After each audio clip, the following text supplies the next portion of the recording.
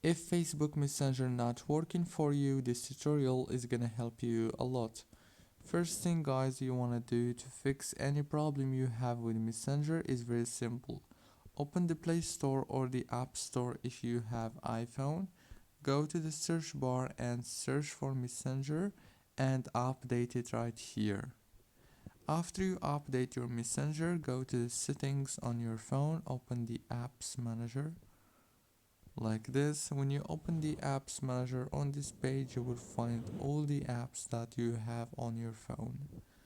Wait a few seconds and then scroll all the way down until you find Messenger. When you find it, just click on it easily, like this, and then click on Force Stop.